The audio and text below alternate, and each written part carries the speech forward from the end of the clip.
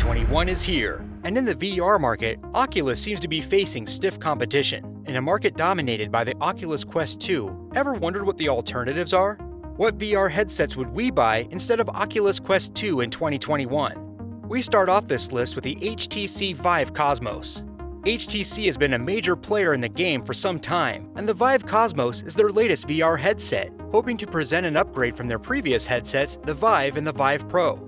The redesigned motion controllers are a significant upgrade, combined with the removal of external sensors. The Cosmos is visually more appealing than the original Vive, with a dark blue outer body in a triangle pattern, with 2 forward-facing cameras mimicking the eyes, and 4 more cameras mounted on the top and bottom edges, as well as the left and right sides of the visor. It even has swappable faceplates that add more cameras for external sensor tracking and mixed reality.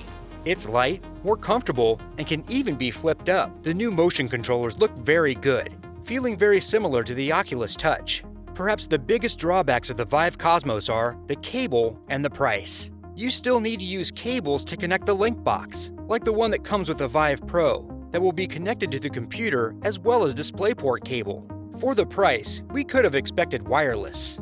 And of course, the price. The HTC Vive Cosmos comes at a whopping $700, more expensive than the Oculus Rift S. It's an upgrade from previous HTC products, that is true, but for the price, there are better options out there. With headsets like the HTC Vive and the Oculus Quest 2, you'll need a pretty good gaming PC in order to reap the full benefits of the headset, let alone use them. For the console gamers out there, are there VR options they should seek? Well, PS4 gamers are in luck. The Sony Playstation VR can offer them a VR gaming experience at an affordable price. It's by far the most user-friendly VR option on the market. It's accessible and affordable, and there are a ton of games to play on PlayStation VR. But they do sacrifice some things as well. It only has a single camera tracking system, meaning that it may feel a little clunky when you turn around. Graphics has also been an issue. HTC Vive and Oculus have the highest possible resolution for their VR gaming. The PSVR is a console headset, and thus suffers a major setback in terms of graphics, if you would compare to high-end PCs. But not everybody is a huge graphics purist, and at the end of the day, what matters is the gameplay, and most of all, the experience.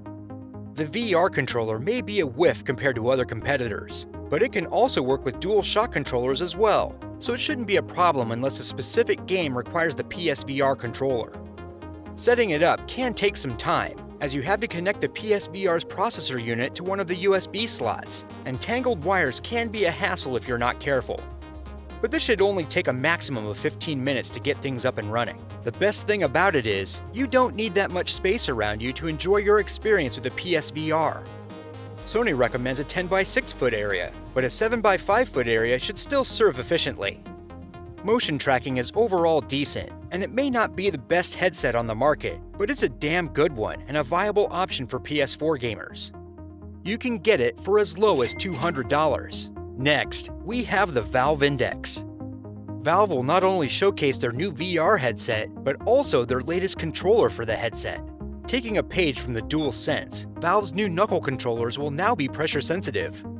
They are designed to track all 5 fingers, and you can wear them the same way you wear gloves. The Index is made on Steam VR, the same platform the HTC Vive uses, enabling users to mix and match with Vive hardware and Valve Index, a pretty neat feature if you ask us. It has sharp resolution with 1440 by 1600, and the audio quality is excellent.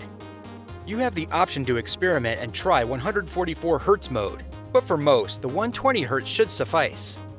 The speakers not only deliver a clear, crisp sound with its boom spatial audio, but also is very comfortable to wear on your head.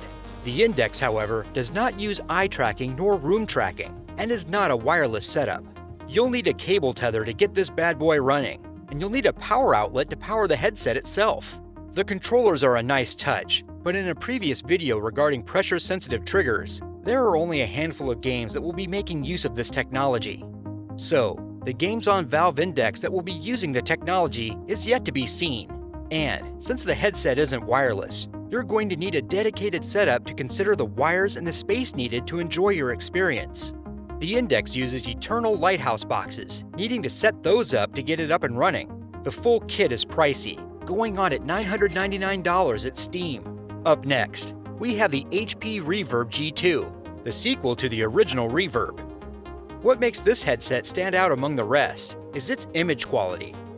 If you're looking for the best resolution and the best graphics, then look no further than the HP Reverb G2. Given the price of $600, this is the best headset you can get if you have image quality as your preference. It's also lightweight, comfortable to wear, and it aims to finally put a much-needed bridge between Windows 10 and Steam VR.